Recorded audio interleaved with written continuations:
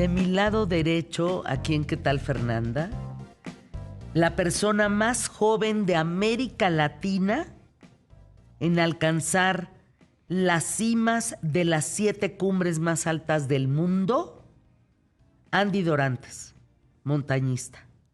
Y además lo hiciste en el menor tiempo registrado. A ver, vamos por partes, Andy. ¿Qué edad tienes? Tengo 29 años. Cuando se trata de la persona más joven de América Latina en alcanzar las 7 cumbres más altas del mundo, explícanos qué significa. ¿El que te sigue o la que te sigue qué edad tiene? 36. ¿Y tú 29? Sí. Pero ese récord lo rompí hace 2 años. O sea, tenías 27. Sí, bueno, terminé de 26. Hace 3 años ya.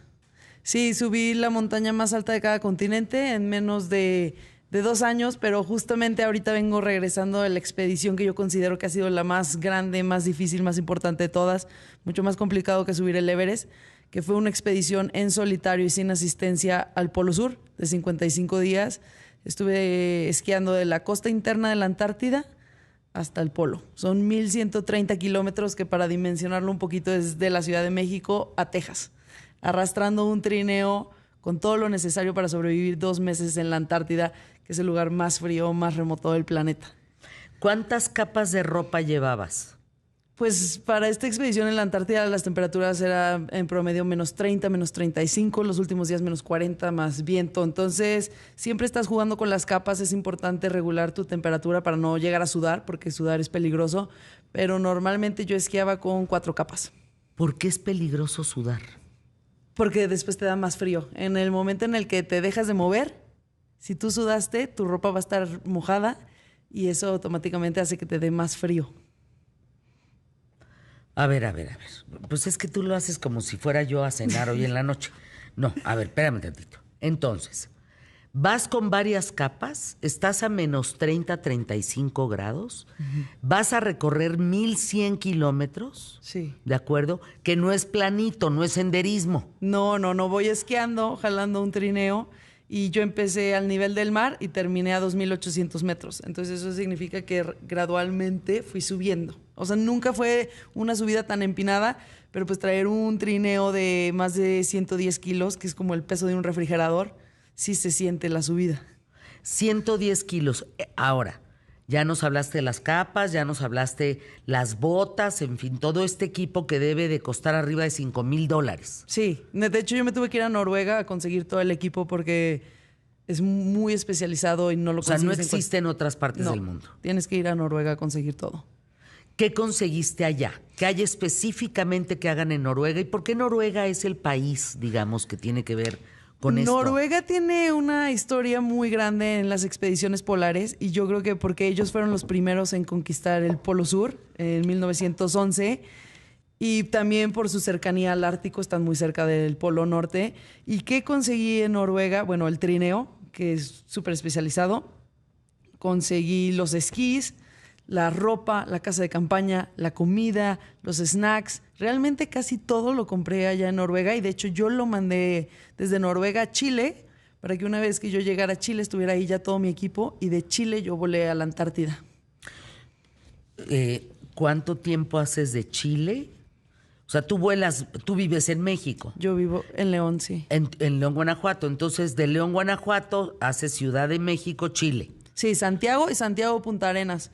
En Punta Arenas estuve 10 días preparando todo, porque una vez que yo llegaba a la Antártida, pues ya no hay margen de que se me olvidó esto, No, nada. no, O sea, no, yo queda tuve que claro. preparar todas las bolsitas de mi comida, pesando cada bolsita, porque el peso es importantísimo. No puedes llevar cosas de más, porque si yo pesando cada gramo llegué a 111 kilos, imagínate si no me mido. Entonces estuve preparando 10 días de todo en Punta Arenas y de ahí volé. Es un vuelo de 4 horas en un Boeing 757. Aterrizas ya dentro del continente, no en la península. Y ahí estuve como 5 días preparando todo y de ahí ya volé a la costa interna, que fue un vuelo como de 30 minutos ya dentro de la Antártida. Aterrizas quién sabe dónde. Aterrizas en medio de la en nada. donde puedas. Sí. O sea, no hay una pista. Para el Boeing 757 sí hay una pista. Para la costa interna no hay una pista, pero es un avión mucho más chico, donde caben 7 personas. Y ahí me ayudaron a bajar mi trineo. Y una vez que me dejaron, el avión desapareció y yo sabía que ya no iba a volver a ver humanos hasta que llegara al Polo Sur. 55 días después. 55 días después. Sí, yo llevaba comida justamente para 60 días, pero llegué en Sin señal. Sin señal, sin nada. Contigo. Conmigo. Increíble. Esa es una experiencia muy padre de estar tan presente, sobre todo porque la Antártida es un lugar que demanda mucha presencia, porque las condiciones son extremas y en cada momento tu vida está en riesgo. Entonces un error te puede salir muy caro y también es un ejercicio de mucha presencia porque no hay ningún estímulo. No hay una piedra, no hay una montaña, no hay animales, nada puede sobrevivir ahí, no hay ni bacterias en esa zona de la Antártida. Entonces realmente... ¿Todo es blanco? Todo es blanco, todo blanco. A ver, algún día tuve la posibilidad, Andy Dorantes, de subirme a un glaciar donde todo era blanco y dejarte llevar por trineos con perros. Estamos hablando de Alaska. Hasta ahí vamos. Ajá.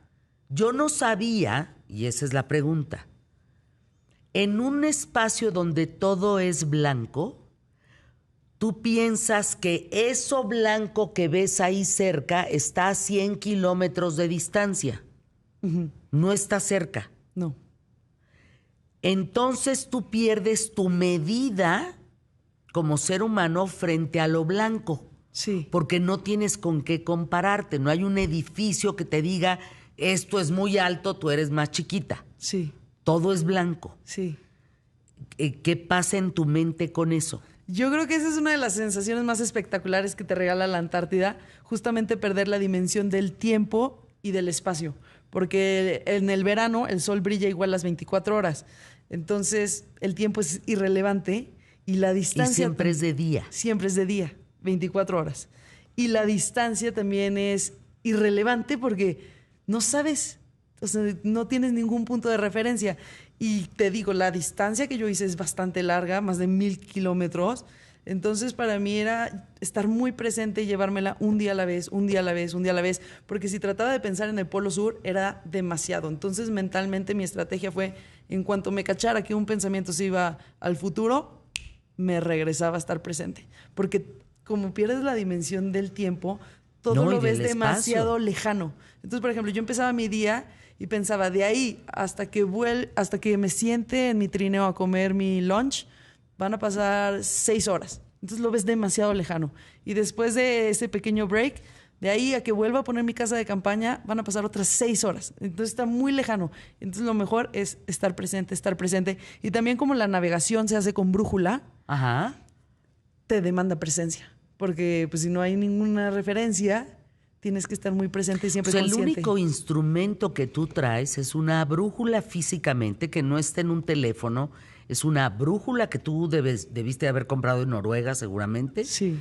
Que esa es la que te dice izquierda, derecha, de frente para atrás. Sí, yo llevaba un GPS donde la ruta la mayoría del tiempo es caminar en línea recta. Pero yo tenía ciertas coordenadas. Es que lo blanco, ¿quién sabe? Sí, exacto. Es difícil caminar en línea recta, muy difícil. Blanco, ¿quién es sabe? mucho más difícil. No. ¿Y sabes cuándo es lo más difícil? Cuando hay whiteout, que eso significa que es neblina total, que no ves para arriba, para abajo, todo es blanco, blanco. A veces sacas tu mano, la extiendes y no la ves. Y esos días para mí fueron los más frustrantes. Y esos días sí tienes que, te la pasas viendo tu brújula, que te la pones en un soporte en el pecho para que siempre esté enfrente de ti.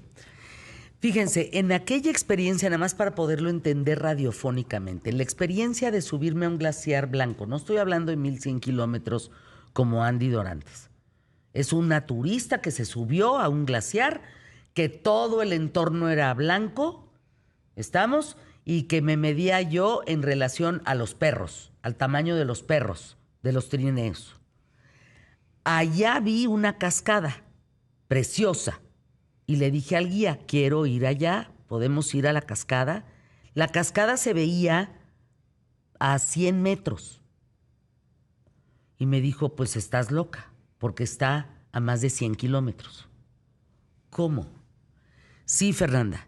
Todos los que vienen a trabajar con los perros en los trineos, los voluntarios, los tenemos que regresar cada semana o semana y media a la civilización, a la ciudad, para que se vuelvan a medir en función de los coches, las bicicletas, los árboles, los edificios, porque pierden el sentido del tamaño en su proporción en relación a la naturaleza.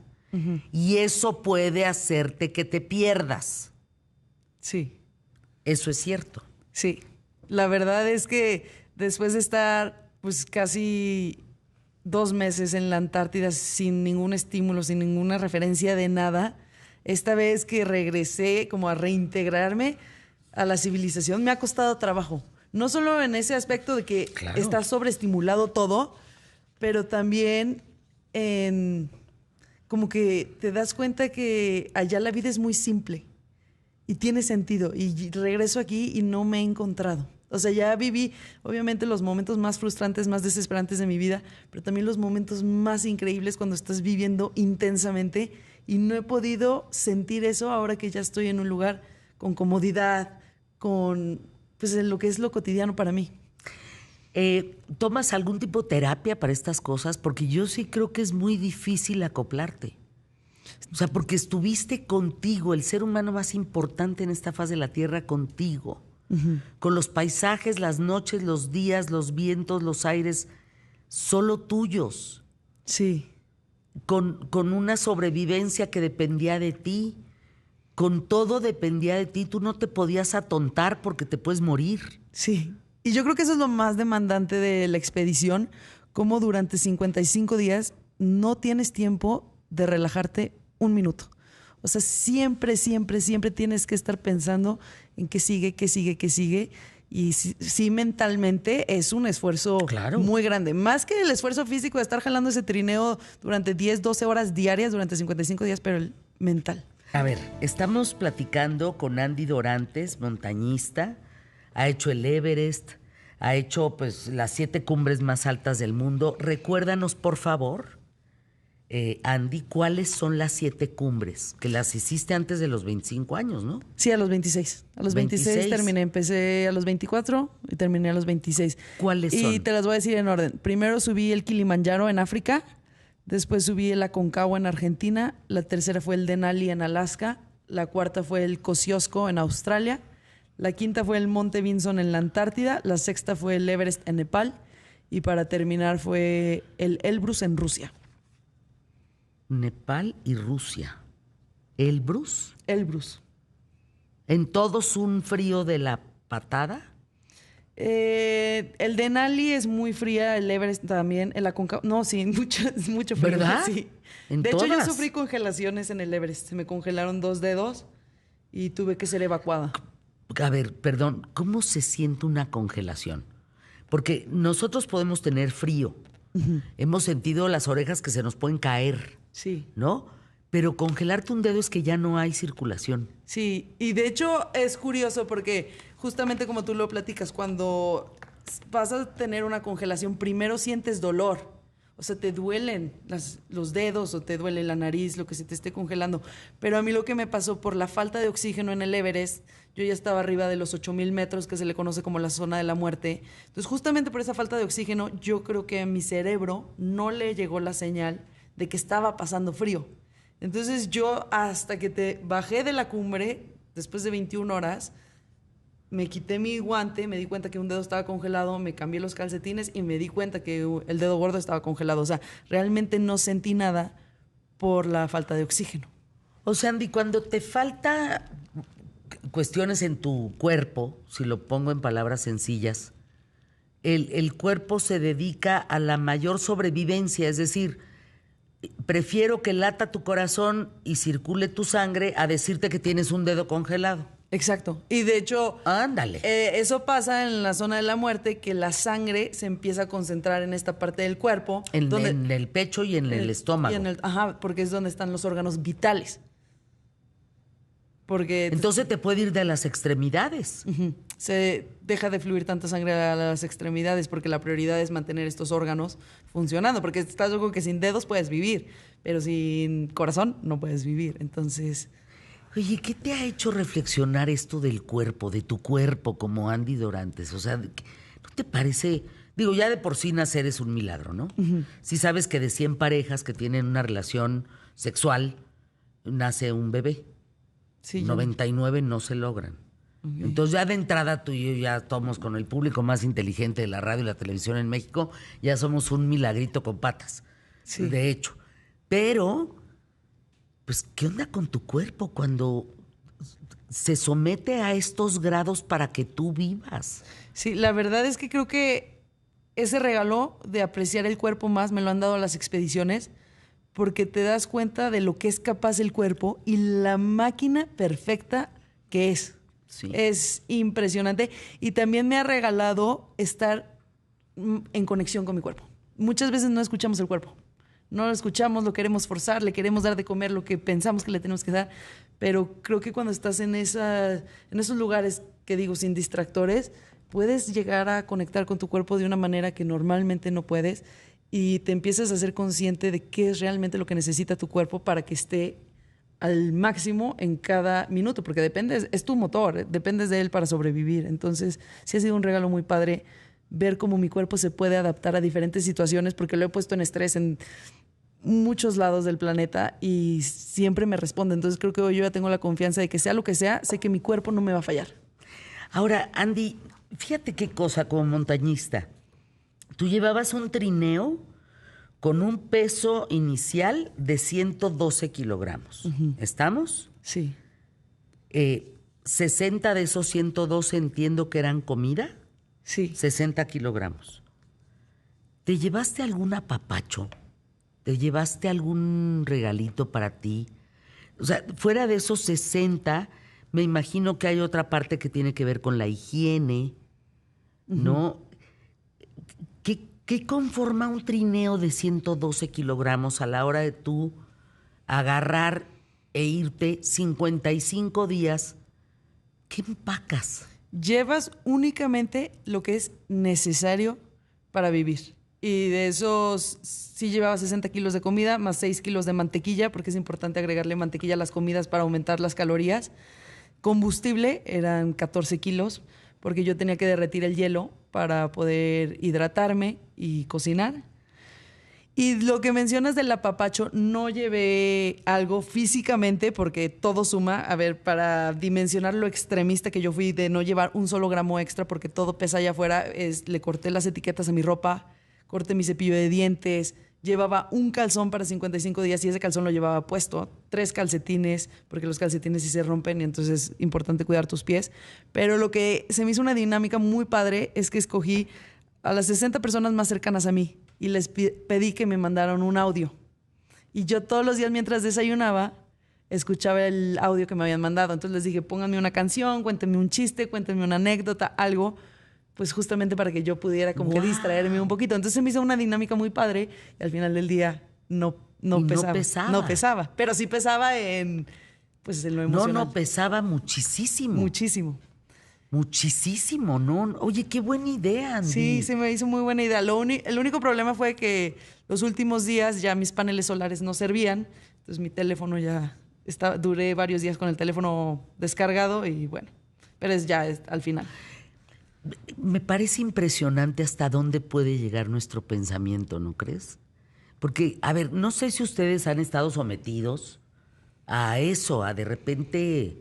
Digo, no hemos estado como Andy, 55 días cargando un trineo, 112 kilos.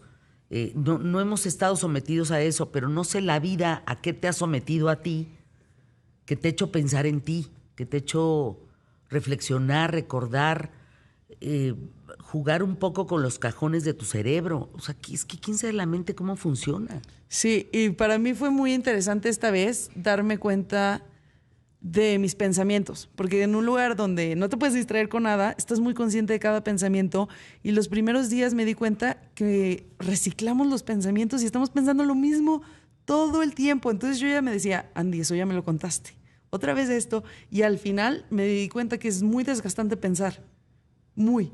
Entonces yo lo que hacía era mejor repetir frases o contar mis pasos o darle algo a mi mente para que se entretuviera y no me quitara energía pensando y pensando. Y al final de la expedición, que ya llevaba tantos días sin estímulos, realmente no había ningún pensamiento que me quitara mi atención. Entonces era como estar en una meditación constante todo el tiempo, porque yo cuando estoy esquiando no escucho música, no escucho podcast, no escucho absolutamente nada. Entonces estar bien, bien presente. Entonces, a ver, la reflexión sobre el pensamiento, los pensamientos nos atacan, permitimos que nos ataquen constantemente y nos restan fuerza de lo que es verdaderamente importante en la vida. Sí. Y nos cuentan unas historias que normalmente no suceden. Pero por ejemplo, no, pues, ¿qué canijo eso? Sí, y la verdad, yo me considero una persona muy positiva. O sea, siempre como que le doy la vuelta a las cosas. Y yo en la Antártida me hice consciente de que para mí el reto no iba a ser tener pensamientos positivos. Porque sí, durante esos 55 días mi mente no me jugó chueco. Pero para mí el verdadero reto era silenciar mi mente. Sí, de ya cállate, o sea, Sí. apacíguate. Sí, porque no se calla. Estate, ya gobiérnate. No se para, no se para. ¿Y lo lograste? Sí, sí lo logré. Pero repitiendo mantras o contando mis pasos o haciendo algo para que la mente tuviera con qué entretenerse y no le diera como esa libertad de pensar en lo que quisiera, porque si no, se va. Es muy impresionante lo que estás diciendo, porque ese sí podría ser el principio de apaciguar una mente, de sentir y de estar en el aquí y en el ahora. Porque hay mucha gente que cobra cursos para lograr eso, pero pues no se logra porque en realidad no apaciguas la mente. No. Y yo creo que, bueno, yo al principio decía, "Ay, estoy un poco frustrada porque no estoy llegando a ese espacio donde mi mente está en blanco completamente, ¿no? Como que a veces piensas que puedes llegar a ese estado donde está en blanco. Y no. No vas a llegar, pero sí puedes tener control total de tu mente. ¿Y a qué me refiero con eso? Dándole chamba. Vas a pensar en esto, vas a repetir esto y ya no va a haber ningún pensamiento que tenga la fuerza necesaria para sacarte de esa presencia. Andy, a mí me parece fascinante platicar contigo. De verdad, no, me parece, es la persona más joven de América Latina en alcanzar las cimas de las 7 cumbres más altas del mundo y 55 días en la Antártida. ¿Cuánto pesaba el trineo cuando llegaste? Menos La verdad, 60 kilos. No lo pesé, yo creo que unos 40 kilos.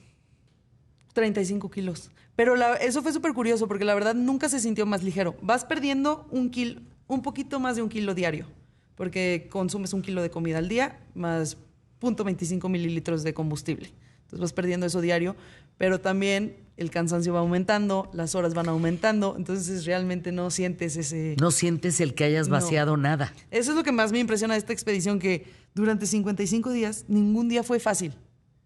Y tener la disciplina para estar en tu casa de campaña, que sonara la alarma y lo primero que tienes que hacer es... Párate. O sea, no puedes perder esa primera batalla. No la puedes perder. No te puedes regalar 5 minutitos más porque ya valiste. Es una disciplina impresionante. Y eso yo creo que es lo más difícil. Tienes que volver al programa, Andy. Me quedo de verdad con más de 50 preguntas. Es impresionante. Regresa, por favor. No, yo siempre que me inviten digo sí. @AndyDorantes MX